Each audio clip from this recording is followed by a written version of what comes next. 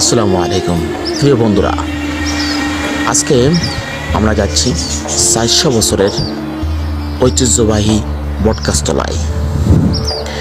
বটগাছটি আছে সাতক্ষীরা দেবহাটা থানার ভিতরে। অপরূপ সৌন্দর্যে ভরা সাতক্ষীরা শহর থেকে মাত্র 25 কিলোমিটার গেলে দেবহাটা উপজেলার সদর। সেখানে রয়েছে হৃদয় ছোঁয়া শত বছরের এক বটগাছ, যা ঐতিহাসিক বনবিবি বটতলা নামে পরিচিত। প্রায় 3.5 একর জমির উপর বিস্তৃত এই বটতলা। বটগাছের শাখা প্রশাখা থেকে মাটির সাথে শিকড় তৈরি করে এটি বিস্তৃতি লাভ করেছে। বহু পুরাতন এই বটতলায় সাধু ও ঋষিদের ধ্যানের স্থান ছিল। এখানে বিভিন্ন দেবদেবীর পূজা অর্চনা করা হতো।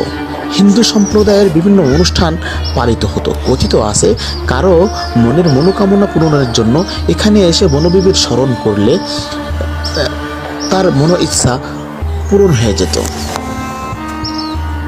ঐতিহাসিক এই বটতলায় প্রিয়জনকে সাথে নিয়ে অনেক মানুষ আজও বেড়াতে আসে। ছায়া সঙ্গীত, পাখির জীবন মুখরিত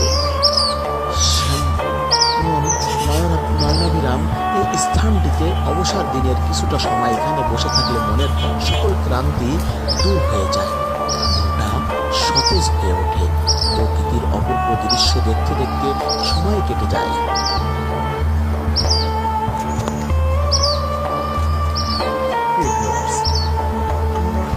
গাছটাকে একটু ঘুরিয়ে ফিরিয়ে দেখাবো। আপনারা যতদূর দেখতে পাচ্ছেন, চোখ দেখতে পাচ্ছেন যে বটগাছের গোড়া, অর্থাৎ বটগাছের মাটির সাথে লেগে আছে। প্রিয় ভিউয়ার্স, আজও পর্যন্ত এই বটগাছটি শত শত বছর ধরে মানুষের বিভিন্নভাবে উপকার করে আসছে। কেউ কেউ এই গাছের ডালপালা পুড়িয়ে এখনো পর্যন্ত সংসার চালাচ্ছে।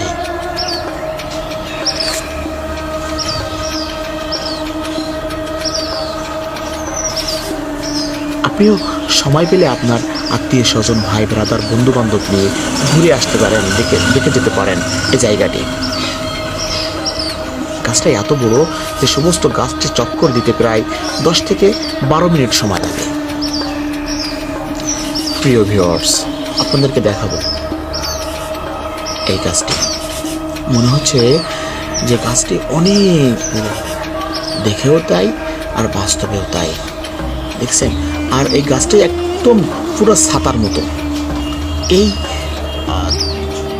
জায়গাটা, পুরো জায়গাটা একবারে ছাতার মতো ঢেকে আছে।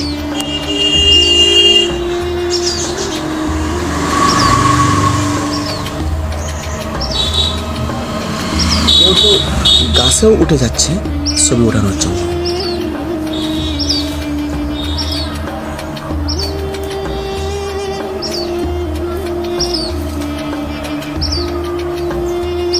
প্রিয় ভিউয়ার্স, এরকম ভিডিও পেতে হলে আমাদের চ্যানেলটি অবশ্যই সাবস্ক্রাইব করে রাখবেন এবং আমাদের পেজটি অবশ্যই লাইক, কমেন্ট এবং শেয়ার করবেন। ধন্যবাদ সবাইকে।